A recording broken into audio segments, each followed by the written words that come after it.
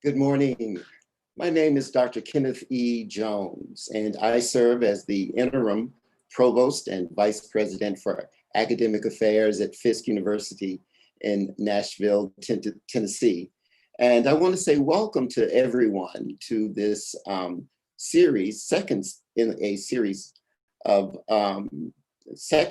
if you will, for the project Engine for Art, Democracy, and Justice, sponsored by Dr. Magna Campos Pons, the Cornelius Vanderbilt Endowed Chair of Fine Arts and Artists at Vanderbilt University. We are so happy to have you with us this morning for this excellent conversation that will be addressing redefining monuments, a very timely subject matter, something that we all are going to gain a great deal of information and really part of a great conversation. And we are so happy here at Fisk University to be sponsoring along with Vanderbilt University, and also very proud of our moderator today, who is Professor Jamal Sheets here at Fisk University. So again, we are welcoming you to this great presentation. We know that you're going to enjoy every moment of it. And thank you for your time and for your interest.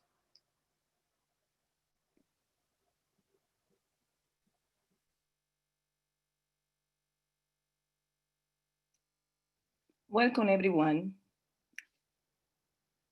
I am joining you and inviting you to stay with us for the next hour and a half.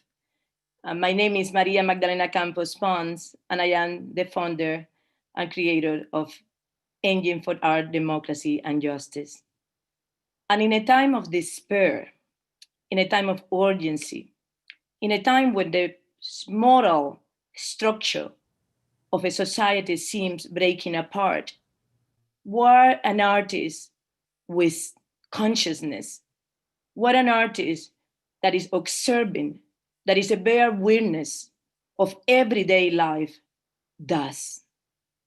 How an artist who dream and with life and ideas construct the textuality of everyday language that they're trying to inscribe does in a moment in which the war and the moral compass of it seems out of tune. Yesterday, was our first debate in America. And we hear our president refuse to condemn white supremacy. He's reminding us that the struggle and the fight that our ancestors who I called for help today is not completed. We found ourselves again and again slapping the face with the refusal to accept our humanity, our value, our capacity, our most fundamental human right to be breathing, to be alive, to be together, to have the opportunity to dream not only for us, but for our descendants, a better future. I'm reaching out to you this morning from the grounds of Vanderbilt, an institution built with the labor of our ancestor line, and an institution that today is taking steps to just rectify and prove that the fight for justice is embraced by many is possible. My own appointment is a testimony of that. I am talking to you for a land that was decimated and violated one and many times of the locals and original inhabitants. The indigenous population of these small vales and mountains of Tennessee, to them I pray and to them I pay with EADJ honor and acknowledge the value of their life and the energy that they left for us in this universe. I started my first introduction talking about gratitude, breathing, gathering, building, and love. Those 5 pillars will stay with us through this entire program. In our first episode, my dear friend and a warrior of the art and of justice, Carrie McWin, asked us, what is the guys that always are the artists who need to start this conversation? Well, we do because we must, because we have moral urgency, because we know that artists are the ones that write down the true history of our own human outcoming from the beginning, and we will keep doing that for the rest of our present existence. I welcome every one of you. I thank all of our partners institutions. I am proud that we are all today highlighting Fisk University, the first Black college built in this ground and this region of Tennessee, 1866, few months after the end of the Civil War and a few months after the end of the establishment of the Proclamation of Emancipation. I really share the opportunity to call a sister institute our partnership with Fisk. That is a gesture in the name of justice and in the name of democracy. It was at Fisk University, the artists like us today starting to fight for the idea of creating better opportunity for themselves and others. Du Bois did that, 1988, when he started fighting to build what is today the Van Beck Gallery. The Jubilee Singers Group toured the world finding money to support the opportunity that other Black kids could go to Fisk and get the education needed. EADJ is only doing today the continuation of the work that those extraordinary previous Black Americans show us the way and show us the path. We are not doing anything new. We are just continuing a fight that is not done yet. To every one of our speakers today, thank you for joining us. Thank you for coming with us from every part of the corner of the planetary South to talk about Monument Part 2. To our sponsor, thank you.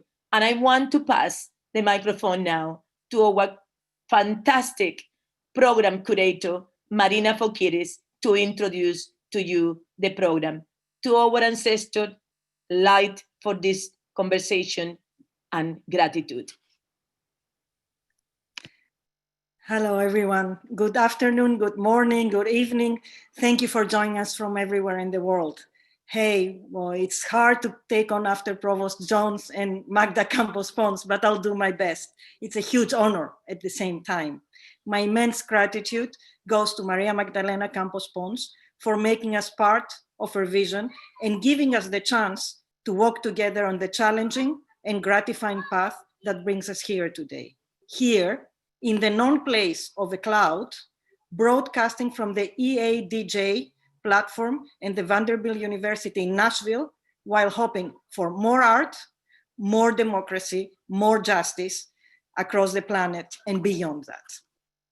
My main gratitude goes to everyone that Magda thanked previously and all these people that are work behind the scenes right now with us, because without whom we wouldn't be here today.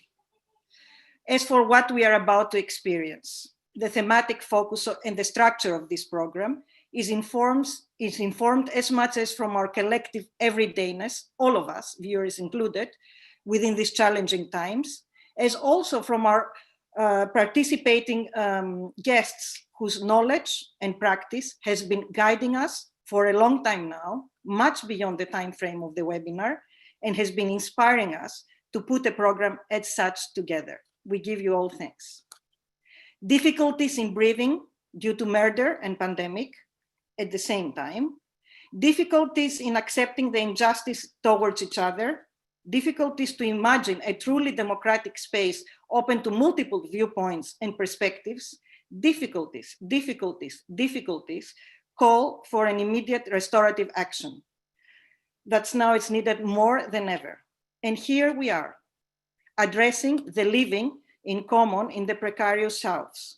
Living in common and not common living, as per the distinction that French philosopher Jean-Luc Nancy makes, referring to togetherness that allows not only polyphony, but also reconcile contradictions to coexist with inequality and respect. How can we redefine the way our differences brings us together and celebrate them, as Audre Lorde, American writer and civil rights activist, suggests?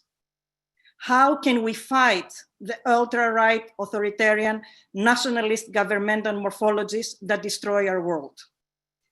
How can we form a truly democratic space within the arts and open up to an unexpected dialogue among neighborhoods, cities, regions, people, descended geographies and approaches?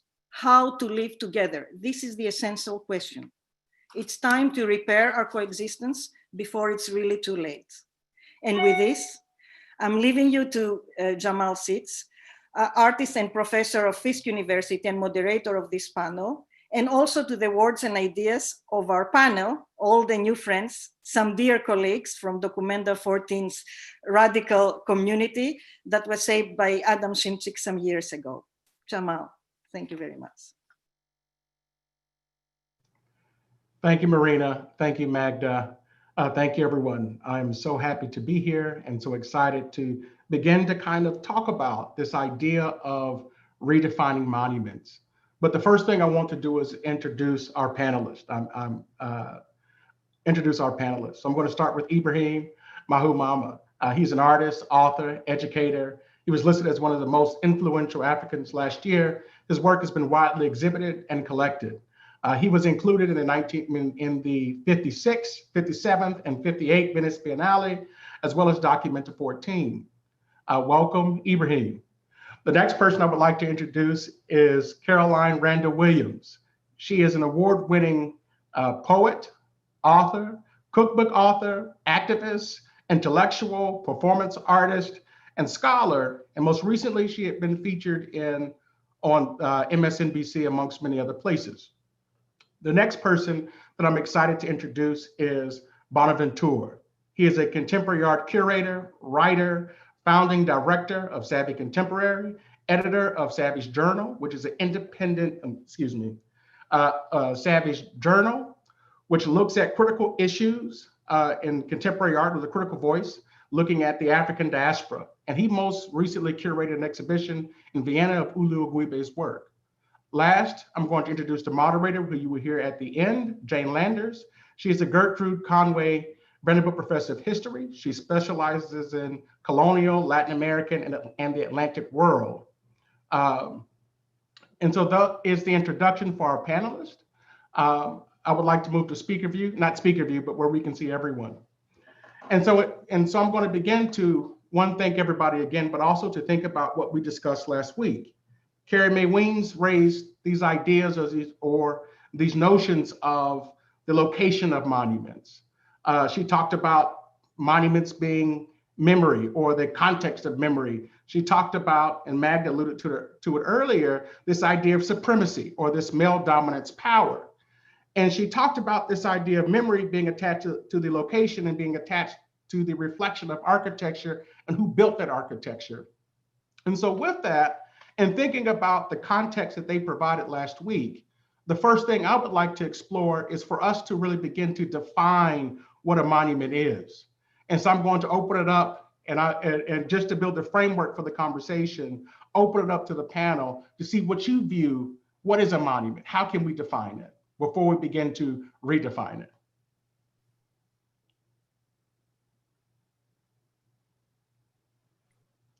Jamal, did you have a thought about who you wanted to start off weighing in on that question?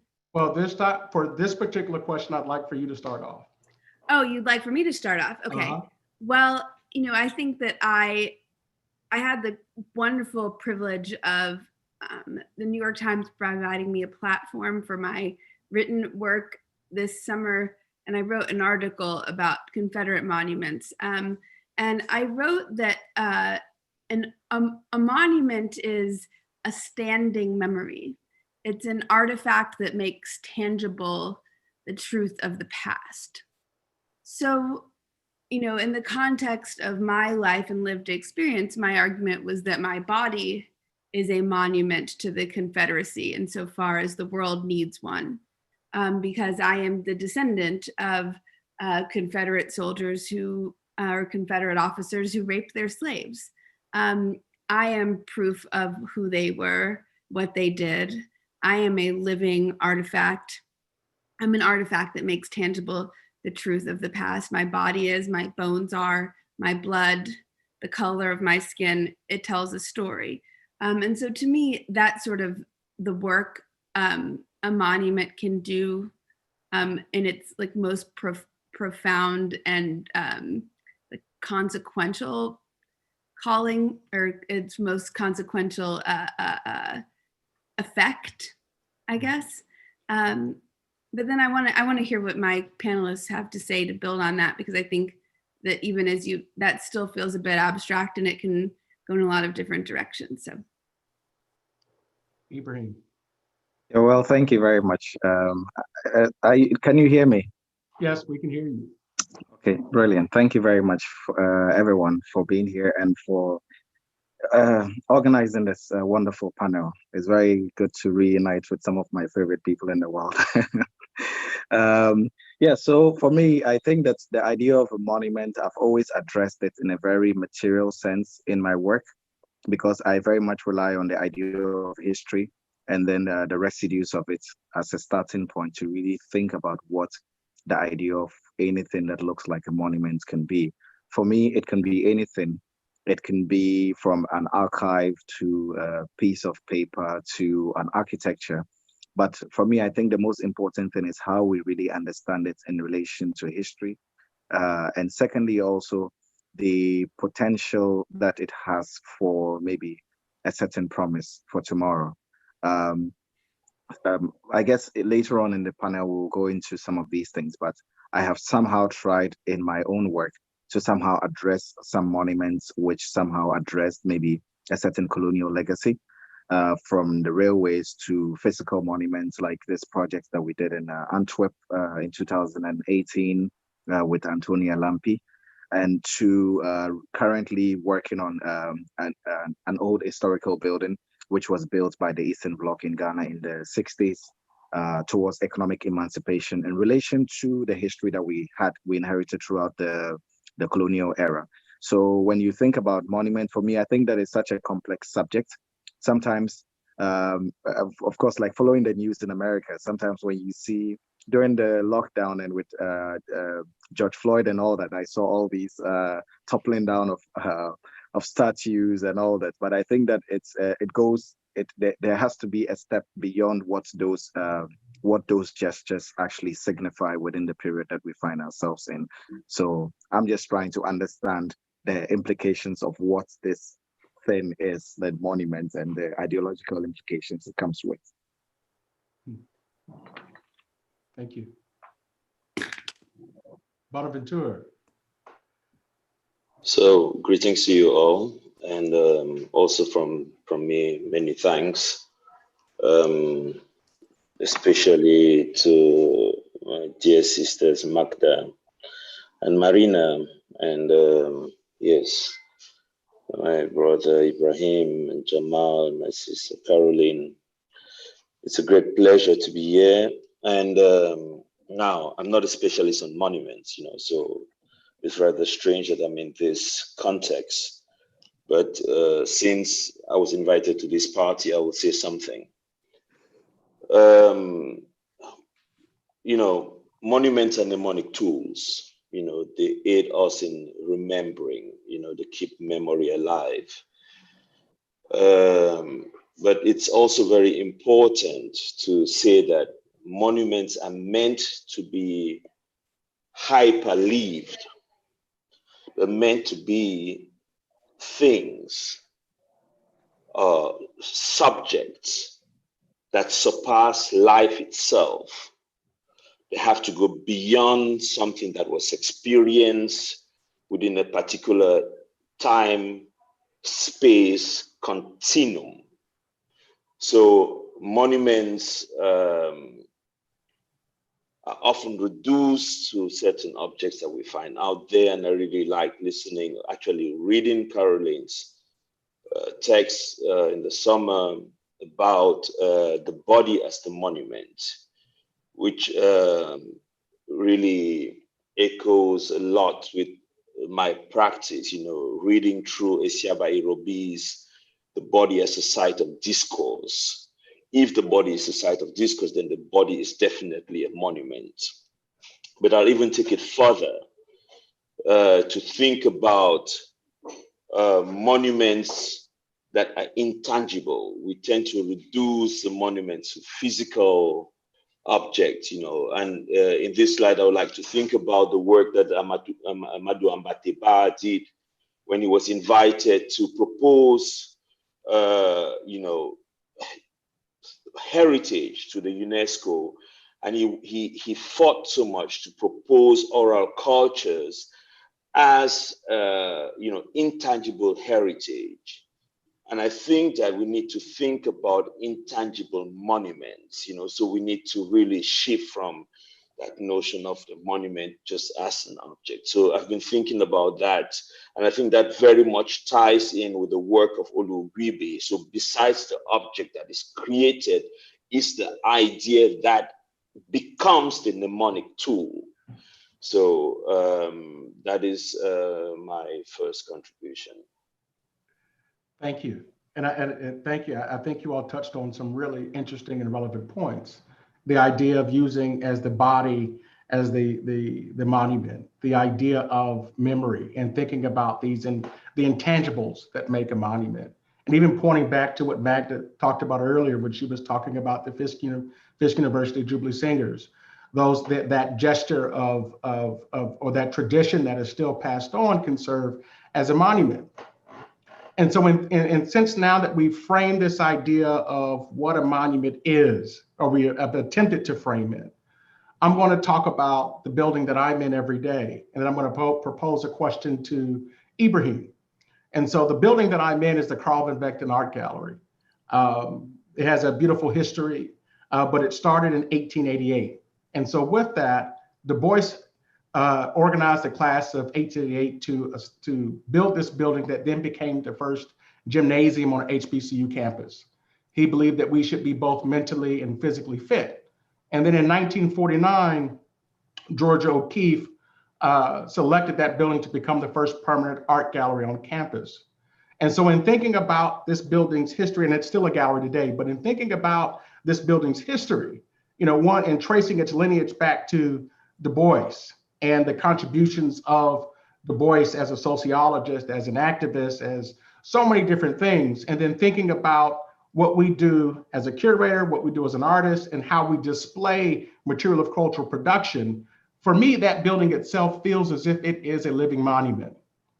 And so thinking about these living monuments or these structures, I would like for Ibrahim to talk about the project that he's currently working on in Tamale.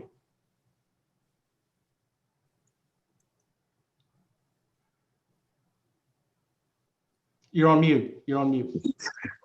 Sorry. Yeah, so no, thank you very much for that. I think, yeah. So yeah, I guess we've been having this conversation in the past couple of months. Yeah. And for me, I've been trying to really understand what it means as an artist to be able to produce. Bonaventure made a very important point about not just the physicality of the object, but also with regards to what it comes with, both the conceptual aspect and also just the ideological value that it carries with it, because sometimes that is also something that is, as though it's not something tangible that you can touch, but it also has a very important effect on how it shapes things within the real world that we find ourselves in. So the kind project I'm working on in Tamale is basically this building that was built in the 1960s by architects from the Eastern Bloc. So basically Russia, former Yugoslavia, Poland, but this building was abandoned in 1966 when Kwame Nkrumah was overthrown. I know, as in relation to the colonial enterprise with regards to the British building the railway to extract commodities, Nkrumah's idea and agenda through the Pan-Africanist movement was somehow to invest into infrastructure, which was somehow supposed to intervene within turning around the destiny of like the continent with regards to economics and all that. But these buildings were in relation to that. So of course, the idea was to mobilize labor in order to construct these spaces. And of course, once these spaces, they started constructing these spaces, they were at very different geographical locations across the country. So imagine 10 of the same buildings being built across different areas where they're growing cashew, cocoa, cotton, or whatever. And these buildings are supposed to be vessels to contain them. But they're very beautiful also. When you see them, it almost looks like they are these kinds of monuments, maybe within the Eastern Bloc or something. So these buildings, when they were abandoned in 1966, they were abandoned at very different stages. And as an artist, I've been asking myself questions regarding what the history of these spaces are and what they can propose for re-envisioning the future in relation to their physical structure and also in terms of spiking new imaginations. So during the lockdown period, the government made a proposal to sell off one of those spaces, and it happened to be in my city. So I actually proposed using both the institutions that I created both last year, SCCA, Tamale, and Red Clay, as a proposal to convince the government that we could somehow inherit this building and return it into like a public institution and make it turn it into a public trust. So they agreed. So in acquiring this space, now the work was to somehow literally excavate the space. And during the excavation period, we realized that there were so many like other life forms that had inhabited the buildings, because 54 years since it was abandoned, no one has literally seen what is underneath it. And many people had different ideas about what was there. Some people thought it was actually built as a nuclear shelter, a detention center. Of course, when the coup happened with Nkrumah in 1966, there was a lot of propaganda that was created somehow to prevent any successive government from even touching that. And it worked. 54 years down the line, no one touches most of these spaces.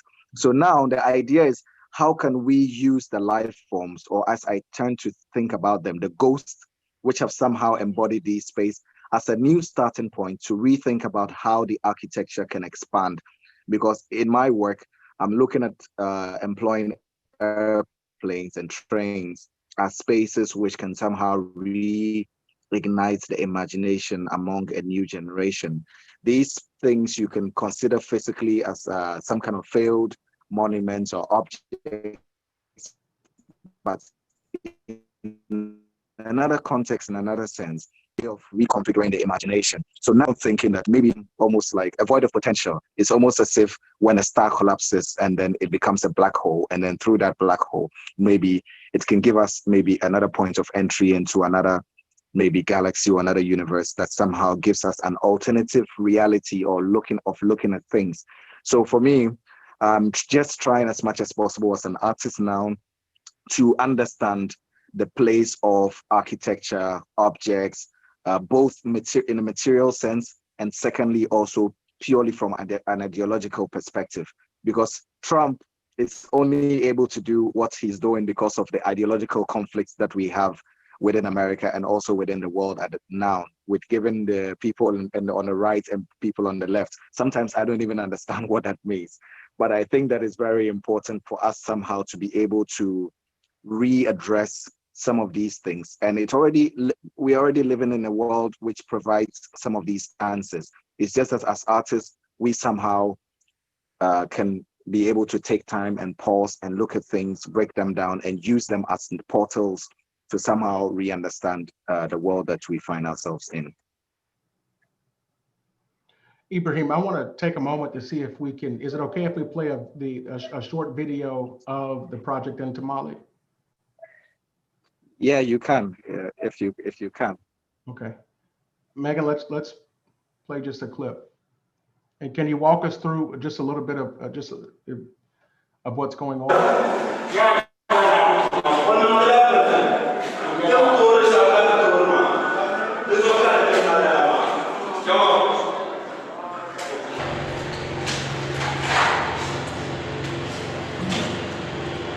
Yeah, so this is literally my collaborators in Tamale, who are young men who mostly just sit around the building for years and years, either just smoking or just having conversations, working with them to somehow excavate the space. All of this space that you're seeing hasn't been occupied for the last 54 years. So you can see glimpses of like bats and other things, other organisms like snails, snakes, monitor lizards, owls living within the space. Yeah, so the basic idea was somehow to reconfigure the space, to clean it and to reorder the life forms and to find out ways in which we could allow the architecture to expand the life forms within the space itself.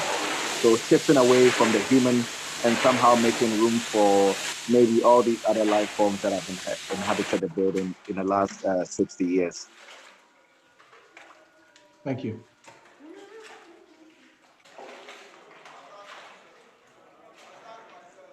I think it's important because we are struggling so much to understand what human life is all about.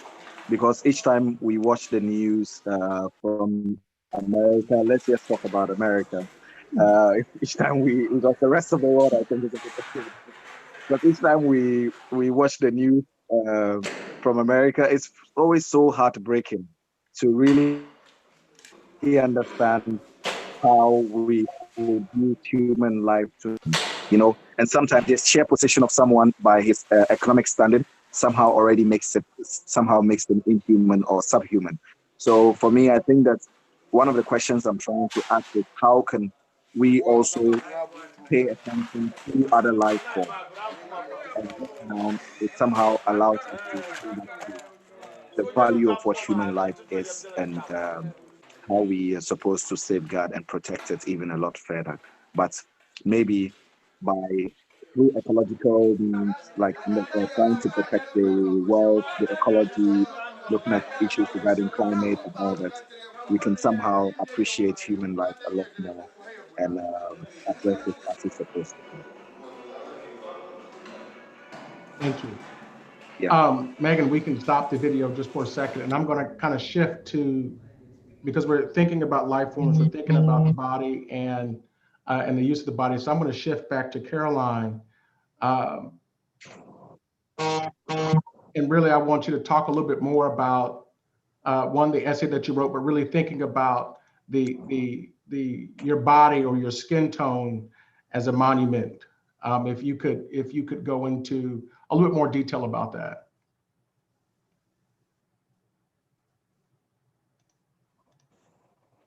I would love to. Thank you, Jamal. And I'm so grateful to Ibrahim and Bonaventure for sharing this space with me and for giving me so much to think about.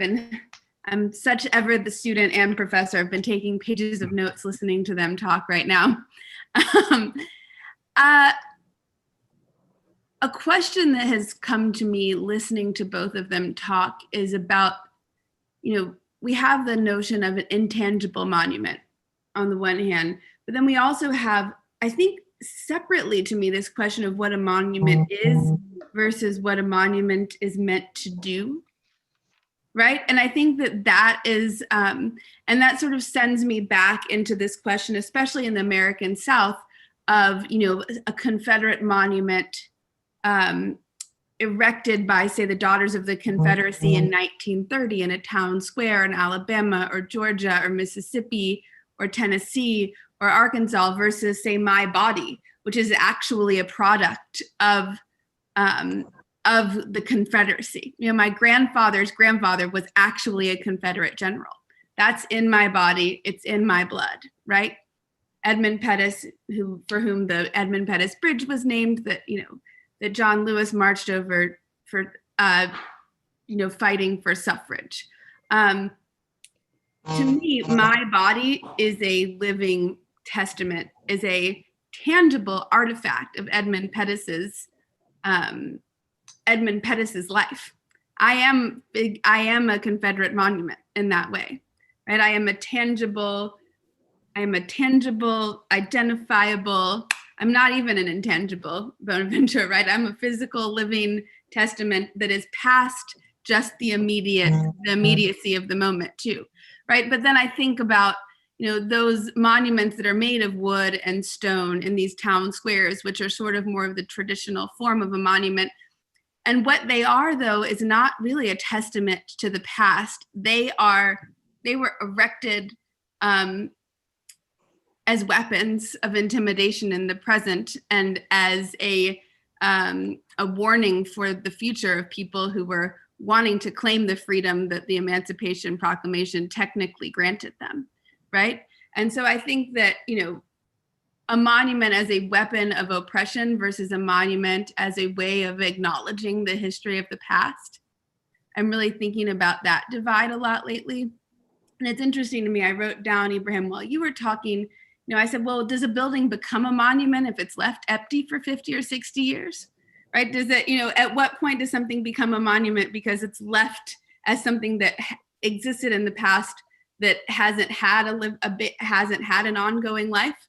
And I think that maybe it does become a monument by virtue of it preserving in that, like a capsule of that moment. And then, when you send those guys, and it's really moving watching them interact with that space, because you've taken the nature, the like sort of social ecosystem that came up around the building and brought it into the building, where you revealed that like nature will always come back into space. When you're talking about the lizards, the snail, the owls, and you're going, even in this like starkly industrial space that you were dealing with and sort of excavating, we have the natural habitat coming into the space. You have the people and community that sort of learn to navigate the space with the building as it was, re-entering it. And I think that I'm just trying to put together, in light of that, all of our work of, I wrote in my piece that my big point of contention with people who say taking down a Confederate monument is erasing the past, or re-examining a Confederate monument is erasing the past, or renaming something for a Black person from that time is erasing the past. My big point of contention with that is that, there are so many ideological ones, but, to me, it's not really a question of erasing the past or rewriting the past, but reframing it. And I don't see why and so to me, my question becomes, well, what exactly are we trying to remember? If we put up a monument in order to remember something, what exactly are we trying to remember? And why is it wrong to demand that we remember the more complete picture? Why is it wrong to demand that we remember the sins of the people who were embodied in those physical monuments? Why is it wrong to replace that monument with somebody else who was alive during that time, who was fighting for their life on the right side of history? I mean, I think the answer is it's not wrong. And that's when we come back to this question of what a monument is versus what a monument is meant to do, right? And so I think that, and then when we start to examine why we're upset with trying to reframe the past or put up monuments that represent a more complete or righteous or right-minded picture, we're confronted with the fact that what we really want from those monuments, especially, or what American Southerners want from those monuments is security in their sense of white supremacy moving forward, right? I mean, it's very simple. And I think that they want the intimidation and the efficacy that the monuments as a reminder, not of the men who live, but a reminder of how to keep people in their place. So I think, and then I think about my body, my skin color. My skin is a reminder of what those men were. My body is a reminder that to the degree that my hair isn't like, I used to be so jealous of my cousins who had, whose hair could take braids and things like that, because I had these weak, looser curls that had a certain genetic inheritance to them that I regretted growing up. And I think about that, and I think my hair, my light skin, those are testaments to what kind of men these people were. And that isn't something that needs to be put in stone or wood. That's something I'll live with and navigate. But it's to the degree you want to remember it, you remember it that way. And then you put those statues in museums like the Germans have done. We don't need Goebbels and Hitler and all of the terrifying. The statues of Nazis don't exist in public spaces in Germany in the way that the statues of Confederates exist in this country. I think that they require context because they're not monuments, they're statues, I think maybe is the actual answer. Talked in a circle, but you guys have inspired me. It was perfect. It was beautiful. I think it's a perfect segue into Bonaventure. And he, in a recent interview, he talked about how we cannot forget the extreme violence of the colonial enterprise, or he said it cannot be forgotten. And so in thinking about how we as thinkers, how we as artists, how we are poets, can you Bonaventure, can you talk about how artists are responding, or how we're attempting to, or curators responding, and how we're attempting to dismantle these notions, or reflect, or recast these notions?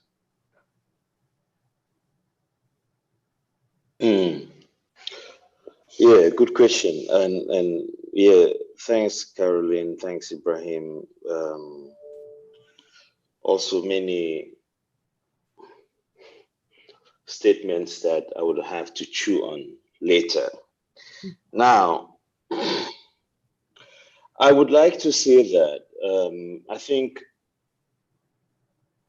monuments become monuments based on the fact that one inscribes that meaning to them.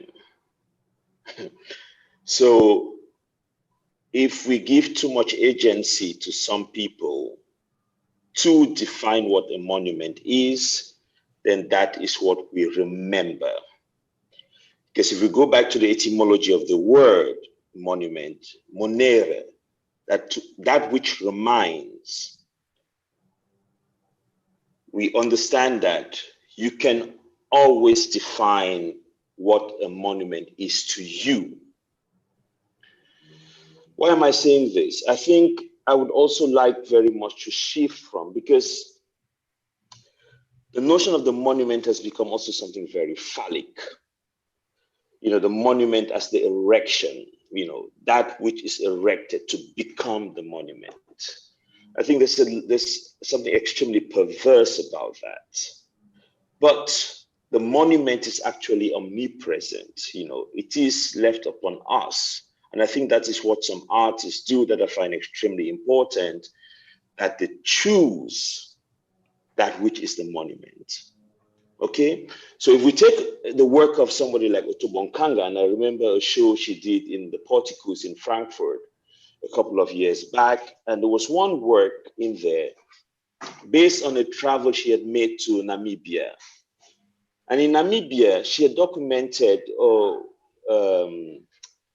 the craters, you know, the kind of lakes that were left over after the violent exploitation of the Germans, of the British, and all the other people that passed through that space, that excavated and left these spaces, you know. And the question was then, what is the monument? Does one need to come there and erect another monument of this history? No, those holes are the monuments. The monument as the concave, not the convex. That which goes inside and not necessarily that which gets outside, you know. And I think that is important. I think an artist like Otobonkanga does that brilliantly. But there are many more. One can think, again, coming back to Olugibe, you know, I think the most important thing in the work he did for Documenta 14, the obelisk, in my opinion, wasn't necessarily the obelisk, but it was the statement he made. I was a stranger and you took me in. That to me is the monument. That is to me the mnemonic tool, you know, that helps me to remember something, you know, and picking it from the Bible, you know, reminding the people in this society that claim to be a Christian culture that this is it, this is what you claim. This is it in your face, you know, and I think that is important.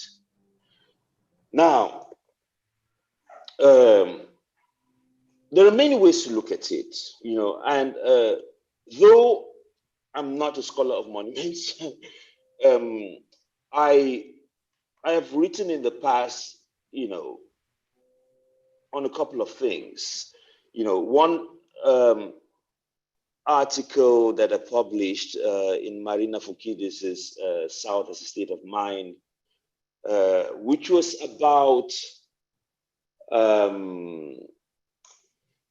the so-called objects that have been taken from the African continent or from the rest of the world and locked up in ethnographic museums in the West. Now, a lot of them are monuments. They are monuments. You know, because before the British came into the palace of the Oba of Benin, you know, the guild, for everything that happens, you know, knowledge or the history is inscribed in some of these so-called Benin bronzes. And many of them were taken away and locked up in these spaces. So that monument is also locked up there. Now, so one could look at that. One could concentrate and work on that, and a couple of artists are doing that. But I would really like to make a shift that, and I think I mentioned that in the first part of it, you know, a shift towards performativity, you know. And in looking at Ibrahim Mahuma's work, so that building is, of course, you can declare it a monument, but there's something about those bodies working in that space, carrying certain histories, performing certain things that I find very important.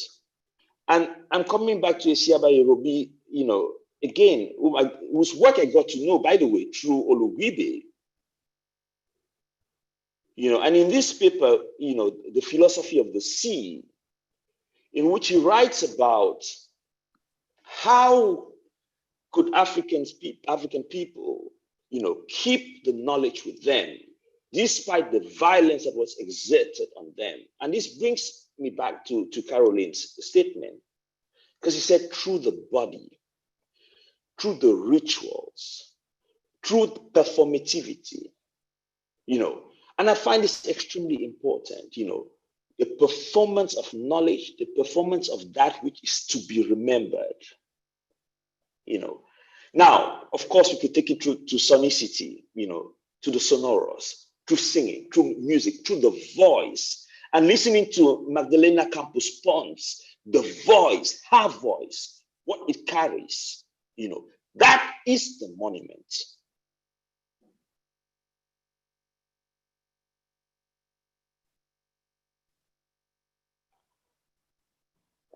That was a full stop.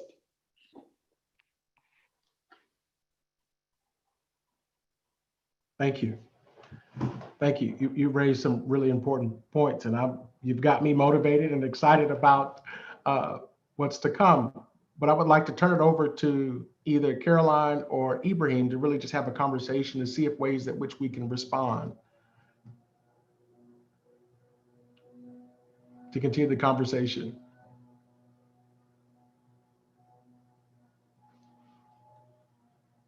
Otherwise, I could point another example if you don't mind. Ibrahim, do you have some? Okay, just go ahead. Go ahead. No, please, just after you.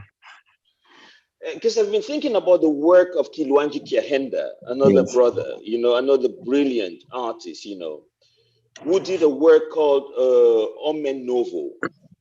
And Omen Novo is a piece he did in Luanda, so after the war. Now, this is very interesting because, the so-called, the monuments, the statues of the politicians of that were torn down, so there was a period in Luanda where you had pedestals. You could go around the city, you had tens of pedestals and more empty. So what is that? What are we supposed to remember? And I think this is brilliant. He just did another work on, again, similar concepts, on billboards, after the economic crisis, the crash of the oil in Angola. So those spaces that were created to become the monuments of capitalism are now empty. What happens there? And I find that extremely brilliant, And in the work Omen Novo, Kiluanji invited other artists, people around, to do this 1-minute statue. So the people went on the pedestals and performed being a monument, standing there with a book in the hand, with whatever, performing that. And I thought that was incredibly strong, incredibly important, I think it's really important. There was a point that Bona raised regarding looking into the labor forms and all that, and specifically also with regards to Audubon's work and the idea of dealing with the negative space. Yeah. And I think for me, it's something that I've somehow also been looking at in different ways. There is, I'll use an example. There is an old man in the north where I come from. He's about maybe 80 something. He will not be happy if I say he's an old man, but he's been interested for many years in these kind of archaeological excavations because with Ghana, like the old Ghana and Songhai Empire, when there was a lot of migration in from, let's say, even from the 10th century till maybe the 14th, there were traces of let's say communities, cultures that were left in places which in time was covered or were either abandoned graveyards and many different things. And he turned himself into a custodian, actually traveling across these different sites, because each time there is, let's say, a major construction or there is a big farming activity that happens, they always excavate or come across these big a graveyard of archaeological objects, but somehow they are either destroyed or they end up on a black market that end up in museums around the world. So he's somehow committed his life into the preservation of some of these findings. And I thought it was really interesting with regards to, because if if we're trying to really understand the kind of history that we've inherited or where we are coming from, because mostly within contemporary society and culture, even with regards to the idea of the memory, it's very much selected. So he, as a person, is somehow trying to maybe access space and time through a very different means. And I thought that it was also interesting with our history in Ghana with regards to a lot of like the post-independence architecture, or even before independence architecture that was abandoned, that we don't even think about within our curriculum. So as an artist, how do you somehow bring these different things together? So for instance, how does it work to be able to insert, let's say, an archaeological object from the same land, which maybe comes from maybe like the 5th century, to a building that was built in the post-independence era, when the world was torn between the idea of freedom through the non-alliance movement with countries like Ghana, Cuba, and many other countries, or the West that was somehow also very much dwelling on the legacy of, let's say, the colonial enterprise, and also what capital had become. So I think that within that sense, the idea of the monument becomes really important, as Bonaventure is talking about. Like, how do we really look at the importance of some of these gestures and what it implies with regards to somehow giving significance or priority to these things. Caroline. Oh man, this is so exciting. And I'm selfishly going to say I'm working on a book proposal right now, and I think I've got some new governing, notions for how I'm going to frame a section that I was really stuck with.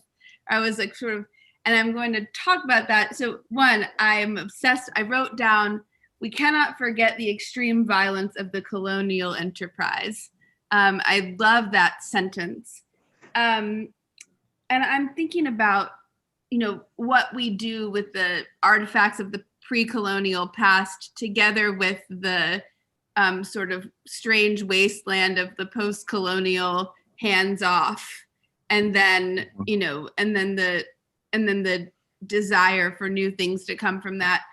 And I think that, the idea of a monument being a matter of perspective, right? A matter of who's looking at it and who's trying to remember what, has been clarified for me. And I think, and I'm sort of thinking to myself, well, so they're not actually monuments, they're statues until to me, that's a statue, not a monument, right?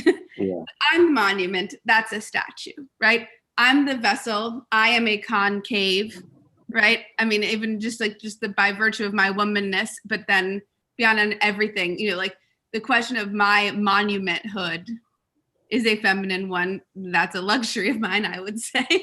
But I also think it makes me think about this notion of, and I said it a little bit before, but the question of a monument as a weapon when we think about what monuments are meant to do.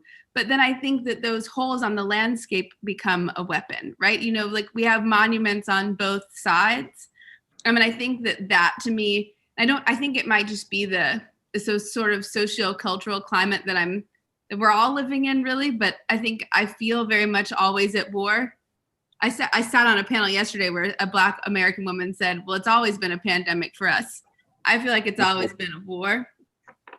And I think that looking at the monuments, the so-called Confederate monuments, as statues that they call monuments to weaponize them against us, it makes me think about what our monuments are and how we can use them as weapons of opposition, right?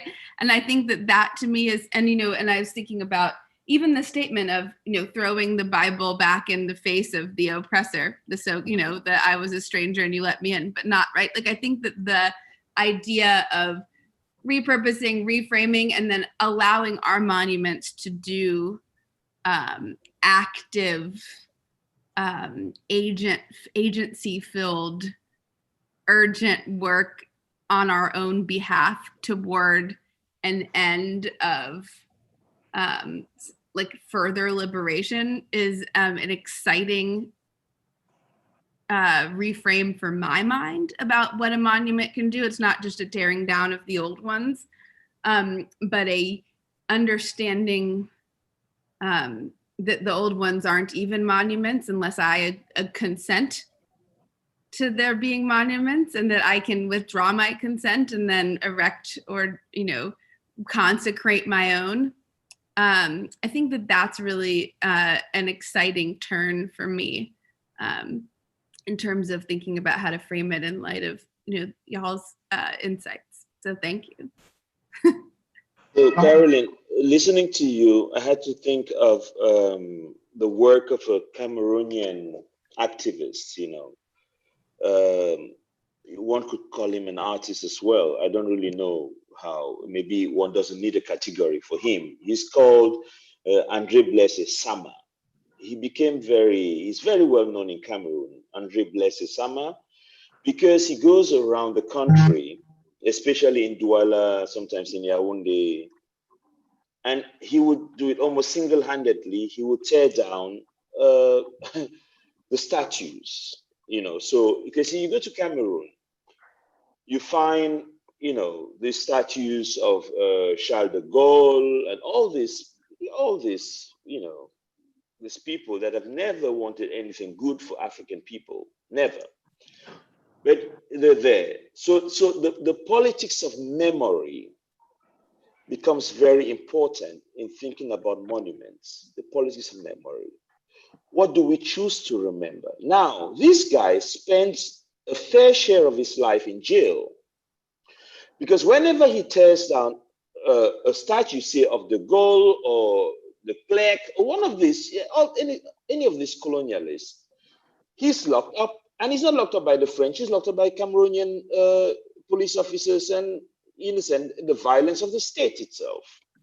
Now, so once upon a time, he put up a statue of a guy, a Cameroonian politician, who was important during the independence era, John Gu Foncha. And that statue stayed for a few hours, and it was taken down by the police. So he chose to remember a Cameroonian that one could say, well, this is part of our history, and the authority in place tore it down. But when he pulls down the statue of a colonialist, he's taken to jail. So the politics of memory is at the core of thinking about monuments. So maybe that is when we have to differentiate between monumentality and monument. Yeah. So and so on and so forth. I totally agree with Bona. I think one last thing I would like to add is I'll briefly mention the project that I did with Bona's colleague from Savi, Antonia Lampi, in 2018. There was a project we did in Antwerp called titled Monumental Silences, which was literally taking now that we're discussing monuments and statues, maybe I should call it a statue, as Caroline said. So taking this old statue, which was in Antwerp, and then it's a statue of an old a Belgian priest with a so-called Congolese savage at his knees, and it's in a public space. So sometimes when there are these questions about what kind of statues have the right to be in a public square, and if it's in a public square, does it really mean that it represents our collective history? And by being in a public square, it means that we legitimize what that history is without any sense of context, because sometimes when there's a context to it, it's different. Like if there was a context to some of these Confederate monuments saying that, Ibrahim, oh, this was a person who killed 500,000 people, blah, blah, blah, then at least there's something also pedagogical about it in a way that it reactivates our memory in a different sense. So for us, with my collaborator and I, Antonia, one of the things that we decided to do with this project was to take this monument off the pedestal and to make a copy of it, but in rubber. So because rubber was the material that led to the genocide in Congo. So somehow attaching, by bringing in rubber in the same image, you somehow the memory of what of the Belgian and Congo came into being. So when you look at the statue or this new monument, you cannot look at it very innocently. You cannot look at it and say, oh, it's just a priest and then a man somehow trying to redeem some sense of salvation at his knees or whatever. It brings into the bare realities of the brutal history that this statue somehow connotes. So the idea of the memory is very important. And I think materiality sometimes can, through the shift in material value, can already somehow allow us a new point of entry into looking at the same image which is in the world that we haven't been able to address in a certain way. Yeah, I was just thinking about it. I thought it was somehow interesting. Thank you, Ibrahim. And that was something I wanted to bring up after. I mean, I want to show the image of that sculpture after we hear from the respondent. And I really want to thank all the panelists for such an inspiring conversation. And I wish that we had more time to continue to distill these ideas. But we're going to transition to hear from Jane Landers, who's been thinking about what we've been talking about, and give her an opportunity to respond. And then we've been flooded with questions from our audience, which I'm really excited about. And so then I would like to go to those questions from our audience, but I'm going to turn it over to Jane first. Thank you, Jamal, and thank you to my Cuban sister Magda for including me in this wonderful group. It's been such a stimulating conversation, and I found so many things that relate. I'm no artist, I'm an historian, and I think the reason Magda included me is I am the US representative to UNESCO's scientific committee on the slave route.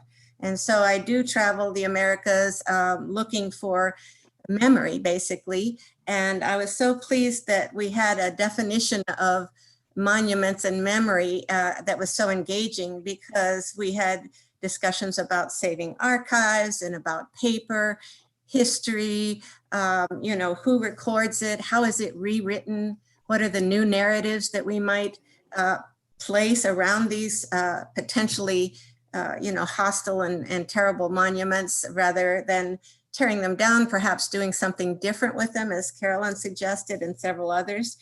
And coincidentally, yesterday in the United States, a group decided to have an action day, a day of action around Civil War Confederate cemeteries. And so many historians went out with their placards and so on to do peaceful protests in these Confederate cemeteries. And that's one of the things we try to do as well as historians, is shift the narratives, rewrite the narratives. Carolyn's here in Nashville with me, and everything in this city is represented as Gone with the Wind and Great Plantation Antebellum South, and illiterate slaves in a field somewhere. And if we go back further, as Ibrahim was talking about rescuing the wonderful archaeological materials, I work a lot with archaeologists. I work with museum people to rewrite this narrative. Even the spokesmen at the national parks have to have a new narrative to give to the people that come to view these places. They may want to come to view the things that Carolyn talked about, the oppressors and so on, and to glorify and keep that narrative going. We have to provide them with a different storyline. And so also you all mentioned curriculum, I think, earlier. That's a very important thing to talk about. You may have heard our presidents talking about his dislike for the 1619 project and for revising any kind of racial sensitivity programs. And he wants instead some kind of a patriotic curriculum. Well, no, we need to revise the history by including all of the material that's been excised from it, erased from it. And so I think this is something that archaeologists can contribute to, historians can contribute to as well. And several of the projects that we have here in Nashville, we have a mapping project called Historic Black Nashville. And the students from my class research the histories that are not on our maps and begin to place on them the Black schools that were here before the Civil War, the Black businesses, the Black churches, the individuals of note. And that's a wonderful project I'm excited about. We also work with a very important physical space called Fort Negley that was a Civil War fort created by slaves who ran away from the plantation, built it, died there. They were about to put a hotel on it.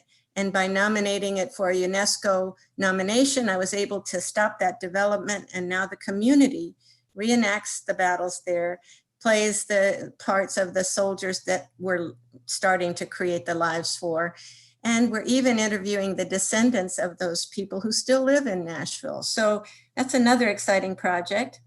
And finally, since I know we were running a little bit short here of time, I run also here at Nashville and Vanderbilt something called the Slave Society's Digital Archive.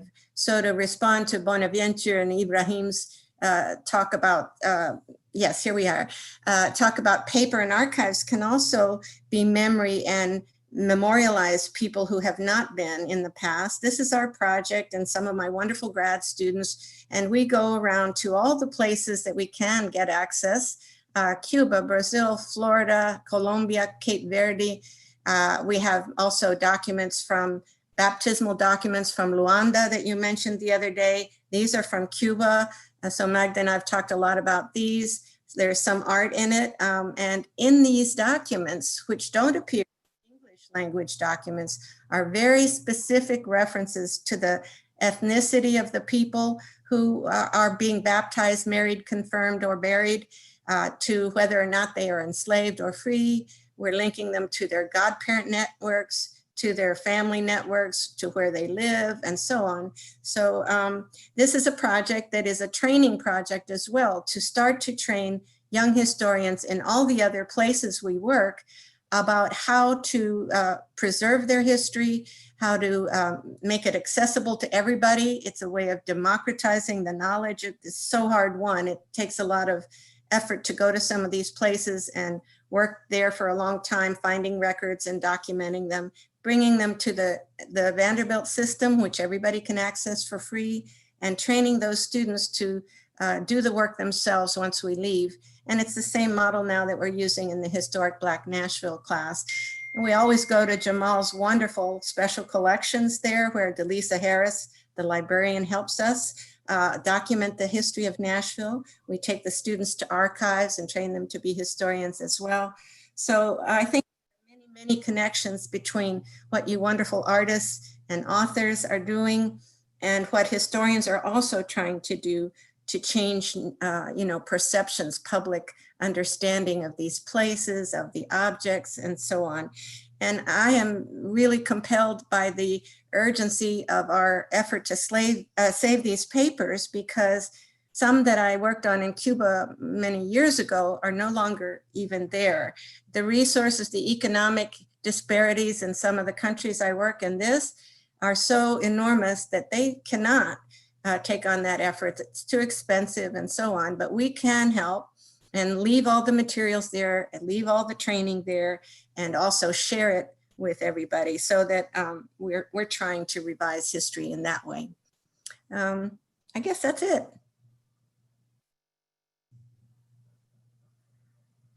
Thank you, Jane. I really enjoyed that. And also I really appreciate you bringing up Fisk University Special Collections. It was set up, or Arturo Schomburg, who ended up donating his or selling his collection to the New York Library System to become the Schomburg Library, helped set up our special collections, I think in 1933 before he did. I didn't realize that, but yeah. I've worked in the New York Public Library on those collections, yeah.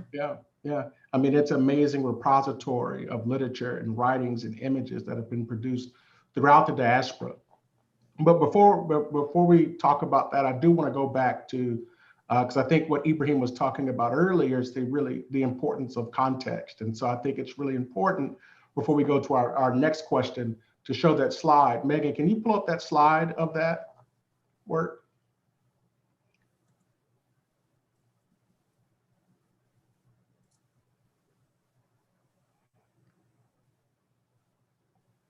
Let's see if we can get it up.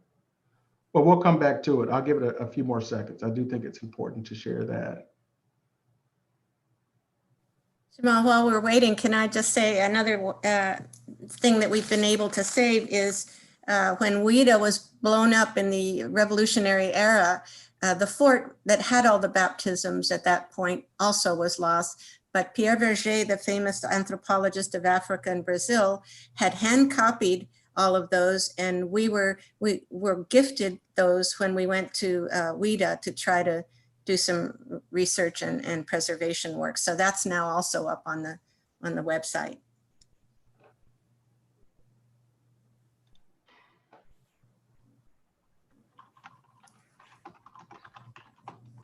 Well, what's being shown right now is Ulu Agui-based. We may come back to that because I do want to make sure that we answer our audience questions.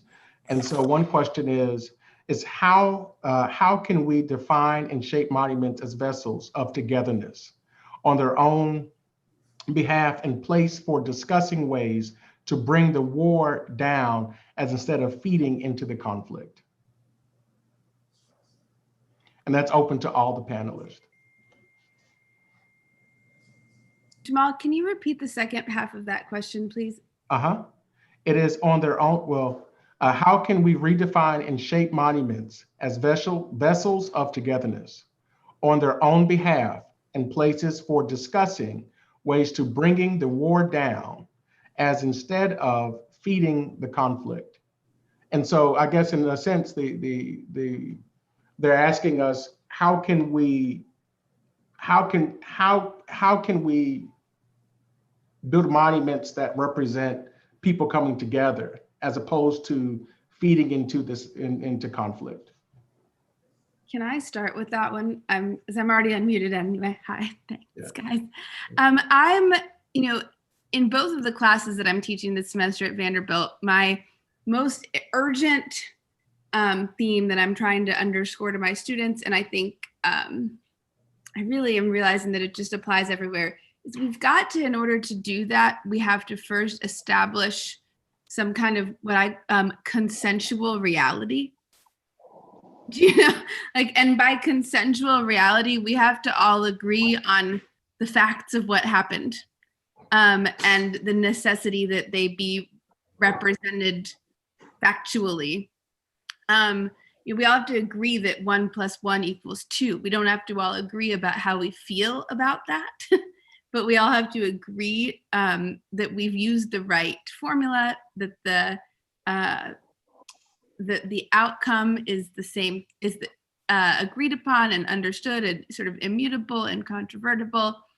And then we can build monuments that unite us because we understand what we're holding up, or what we're trying to remember. I think achieving consensual reality first is my short answer to that question. As opposed to alternative facts? Quite right. Or history with a perspective, like which paper did you read? Which numbers do you have? It's like, we just need some sort of consensual reality. It's like, right, more white people have died of COVID in America than people of color, but that number is only one piece of the reality of percentages of people who have died, right? So it's a question of consensual reality about what information is required to make a decision, right? I think that's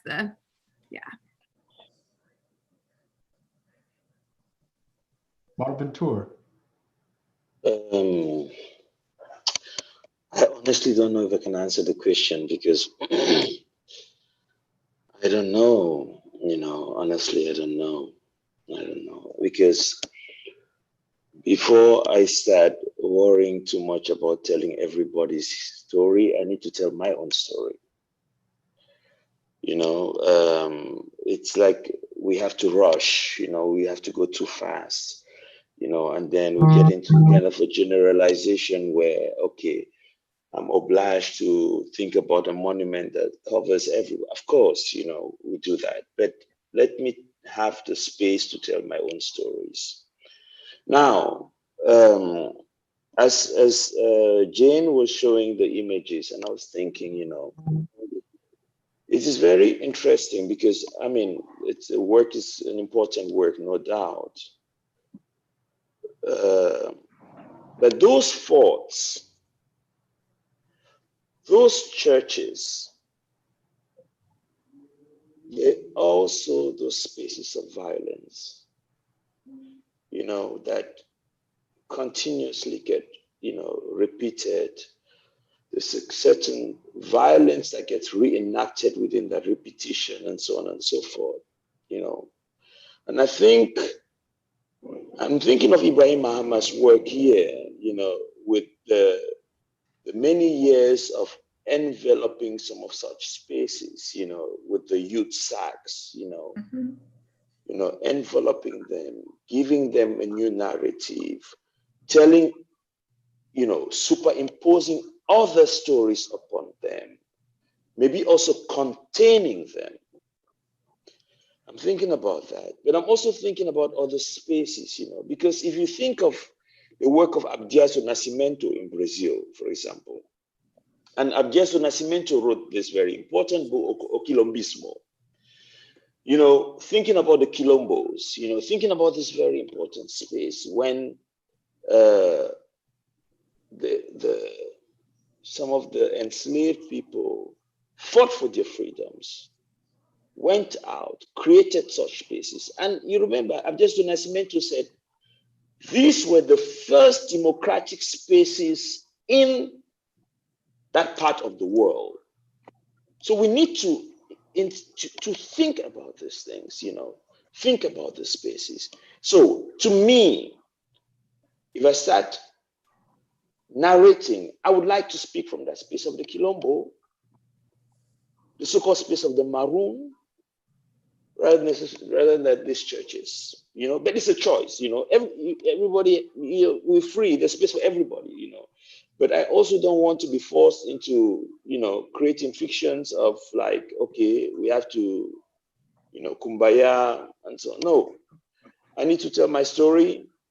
It's fine, everybody tell their story, and then we'll get there someday where we can all then, at the end of the day, if the Quilombo is the first piece of democracy, then it's all our story then, But I think that, part of the process of unlearning, which Spivak talks about, unlearning and losing your privilege is also recognizing that you're short of knowledge. So in looking at the Quilombo as that space of knowledge, that first democracy within that space, one actually learns much more. Therefore, it is a history for all of us. May I respond there?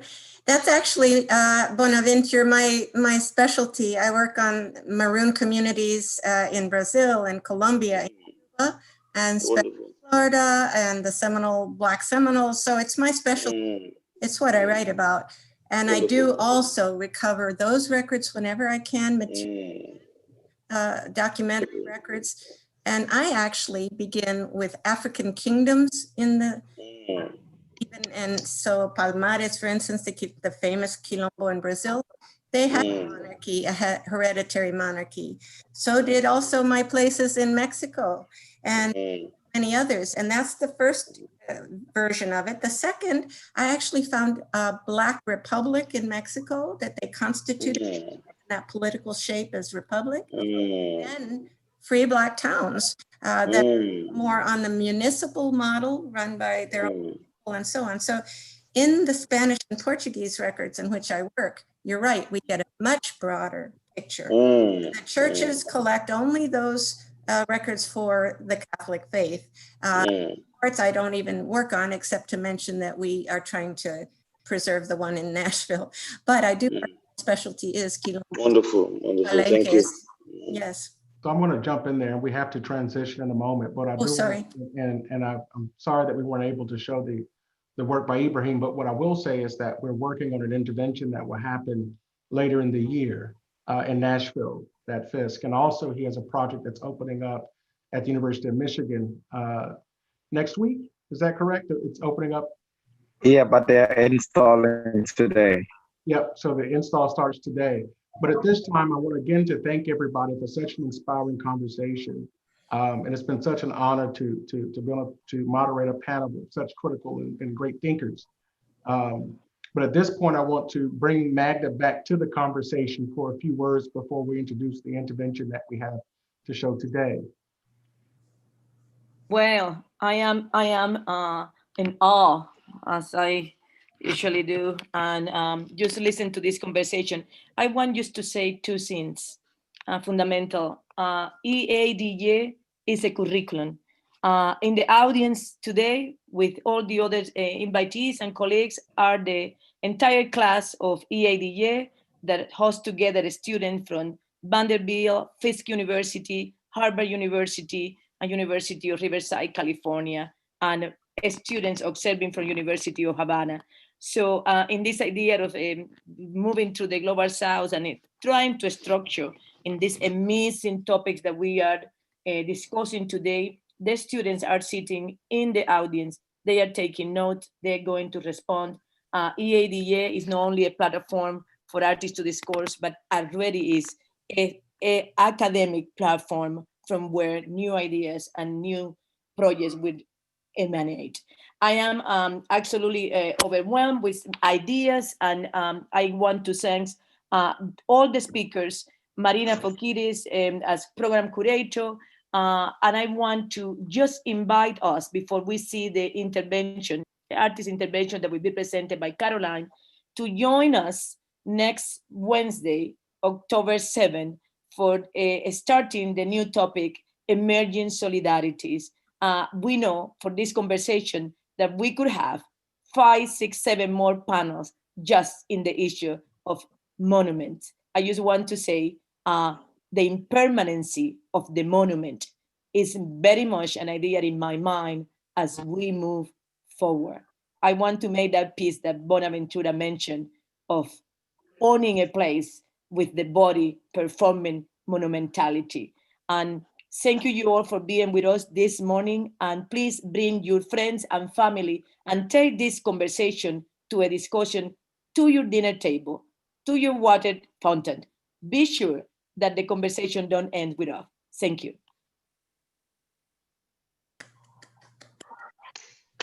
Thank you. Thank you. Thank you, Magda. Thank you, Caroline. Thank you, Marina. Thank you, Ibrahim. Thank you, Jamal. Thank you, Jane. Thank you, Raquel. Thank you, Barbara. Thank you, Megan. Thank you all. Thank you. Yeah, thank you very much. Thank you for including me as the non-artist among you. You are brilliant. Well, this is my moment? Is that okay? So I honestly, I feel a little bit heartbroken not that I'm not excited about sharing this, but I kind of want to just scrap the whole rest of the plan and keep talking to my 2 new friends, my 3 new friends on the screen. Jamal's my old friend. I've known him for a long time, but as we have a plan, I think what I will say about this project is what you're about to watch or what you're about to hear and experience is a fraction of a written and oral piece by T-Bone Burnett, who is, if you don't know him, a recording artist, producer, sort of legendary guitar player in the world of American, music, rock and roll, all of the things. And T-Bone approached me about writing an introduction for him and working together with him on some of what this project was to become, because I think that he's really trying to do the real work of reckoning with his whiteness. And I say it in the introduction you're about to hear me perform, but I think it bears repeating that I came to the table to this project because I think the only people who can model a new way of being a better white person are white people who have gotten there. I can make demands, I can express my truth, but I can't model how to be a good white person to white people. Only good white people can do that. And I think that when we think about restorative justice, when we think about healing, when we think about truth and reconciliation, when we think about not having our statues taken down and our stories silenced, Bonaventure, like when we're saying I'm not worried about that story, I'm worried about telling my story, but like I want to live to tell my story. I want to be free after I've told my story. I want the art that I made that told my story to remain. And that requires allies, especially in the spaces where we live right now. And so to me, I think, you know, when I talk about consensual reality, I think what I'm talking about is like getting to a place where when I tell my story, it remains standing and that it holds as truth, and that it becomes part of the infrastructure of the space where I live. And so to me, you know, T-Bone's commitment to figuring out how to do that in the American South, given his platform, given his privileges, given, you know, given where he comes from, I think that to me feels in this moment urgent and inspiring. And so I felt called on to, you know, point out the rightness of that desire to find a way to be on the right side of history, to make more space for the telling of these Black and Brown stories.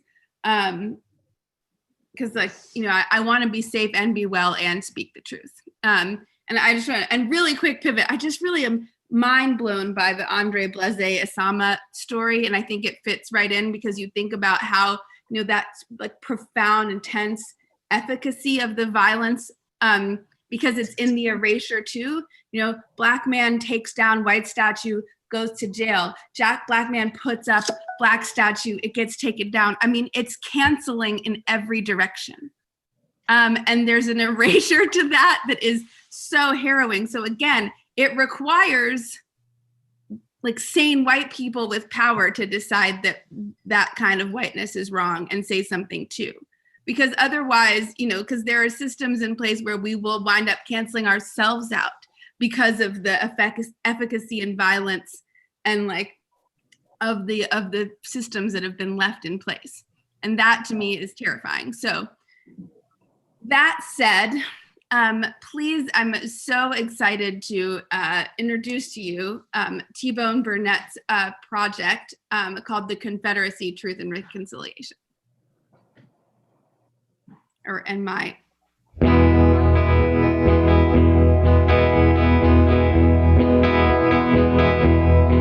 This is Caroline Randall Williams. Audible Originals presents The Confederacy, Truth and Reconciliation, a words and music production written and performed by T-Bone Burnett. T-Bone Burnett lives truth to power. He lives being a witness. He was an early adopter of those best practices. But now, he is not just witnessing, not just listening. He's looking backward and calling out his histories. He's doing the essential work of using a position of privilege to question not just how we remember the past, but how the past did its dirty work in real time. As a Black woman in the trenches on the right side of history, I can tell you that's the kind of ally we need right now. And then, beyond all that, there's the scope and substance of his life, which are the stuff of recorded music legend. If you're listening to this, you know I'm not exaggerating. To hear him go through the work of right remembering is its own private gift. To watch him turn this chapter of his life's work toward calling for a reckoning with all the strength of his celebrated voice, well, that's a world gift of the highest order. This production is art, oral history, living artifact, and call to action, all at once. It's the right kind of monument.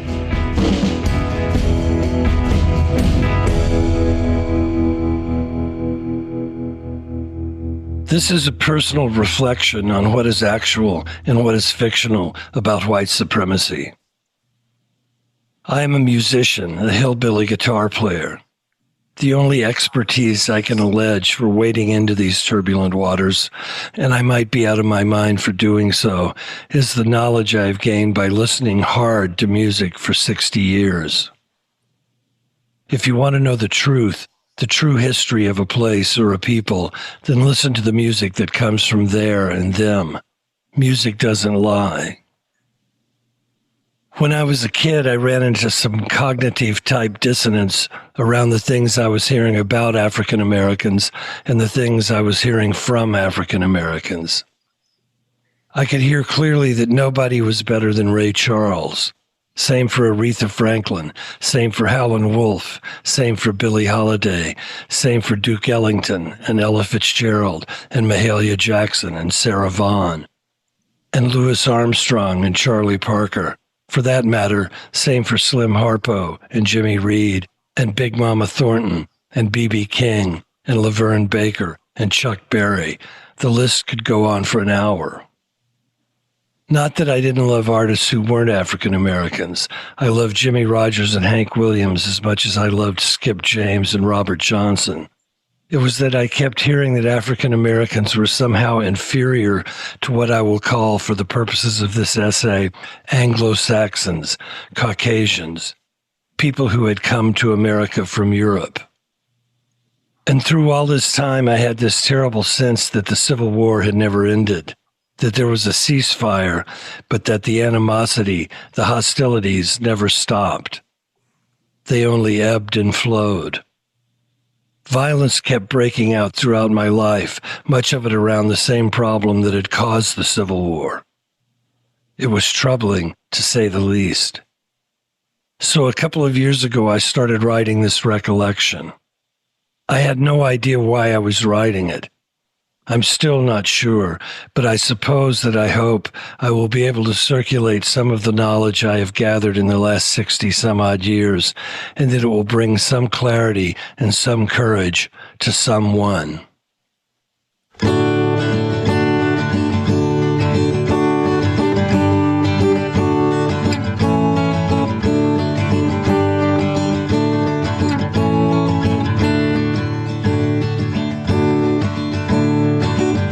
Everybody wants to know the truth, but nobody wants to hear it. Everybody has to face the end, but nobody wants to get near it. Everybody wants peace, but nobody wants to surrender. Everyone lives in the past, but nobody seems to remember. There is nothing as long as never. As everything burns, it grows cold. Everybody wants to live forever, but nobody wants to get old.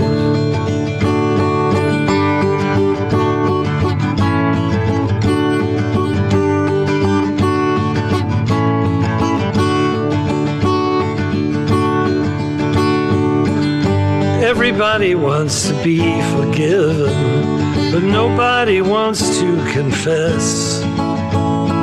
Everyone longs to hold on to a moment that no one can ever possess. Everyone wants to be free, but no one can pay the price. Everyone wants to be heard when no one has asked for advice. There is nothing as long as never. As everything burns, it grows cold. Everybody wants to live forever, but nobody wants to get old. Nobody knows the end of the story, we must wait for it to unfold. Everyone lives facing memento mori. Nobody wants to get old, but nobody wants to get old.